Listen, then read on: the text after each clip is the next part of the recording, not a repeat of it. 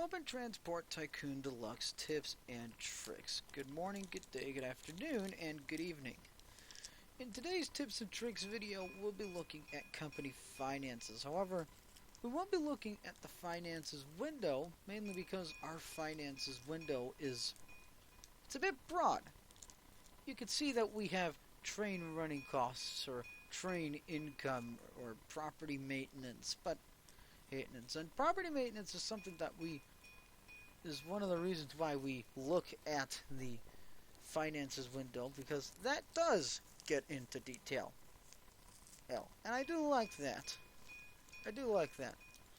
However, we don't get into detail in the modes of equipment that we're using, mainly because they didn't program it in. And plus, it's better to do it manually because, as you can see here, we have two branch lines, and as you can see here, I have categorized my passenger trains based off of the branch lines. For the freight trains, I've only categorized them based off of the freight that they carry. Even if it's two different coal trains going to two different mines or whatever, it's all the same.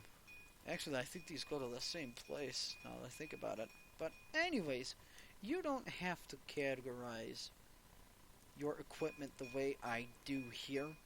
There are several ways that you can categorize your equipment. For example, you may want to categorize your equipment based off of like a region that it operates in. Or maybe if you have a bunch of bus routes in different cities, you may want to categorize your bus routes and bus equipment based off of the cities that they work in.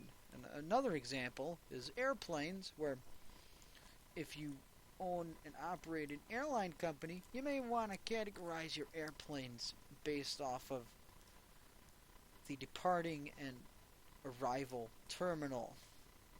Well, because, at least it sounds easy like that in my head, but the main reason why you want to categorize your equipment is so you could see what's making money and what's not making money. And there are three representations of, three easy representations of how your trains are doing financially. Well, technically four, but the fourth one does not really represent finances, it just represents some other things. But the three big representations include the saucer with the minus sign, the gold saucer with nothing, and then the gold saucer with a plus sign here.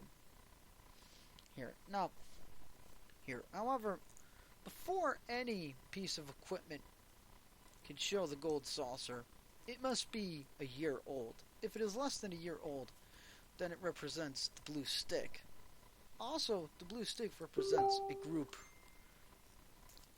that does not have anything in it, or a group where the equipment is already put in a subgroup, as you can see here.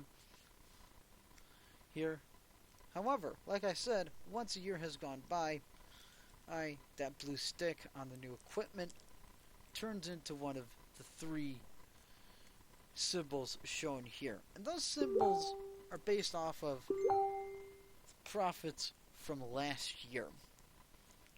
I am sorry about the Facebook ding. But yes, anyway, profits from last year. So, for last year, gold saucer with a minus sign, that means the equipment did not make any profit. As a matter of fact, it ran on a loss. And our mail train, as you can see, ran on a loss. $500. It's not doing too well. It should do better, but I don't know. I run the mail trains because that's how Interurbans ran. They had mail, they had passenger, and they also had freight where they could get it. Now, the gold saucer that has nothing in it means that trains are doing alright. Right. I think it means that if the train is making between $0 and $20,000 a year, then it just gets the little gold saucer because, it's keeping your company afloat. Making you a little bit of profit. Not much. But then there's the gold saucer with a plus sign. And that means at your railroad train or whatever it is doing more than alright. It's doing fantastic. As you can see, this train just barely made it over the 20,000 mark and has achieved the gold saucer with a green plus sign symbol. So as you can see, again, very easy to identify what's not making money, what's making some money, and then what's making buco bucks. Because let's face it, the text there, you probably can't even read that. I can because I'm 23, I still have good eyes. But anyway, that's all I have to say about company finances. Hopefully that makes it easier for you to determine which equipment needs to go and which equipment needs to stay. I don't know though.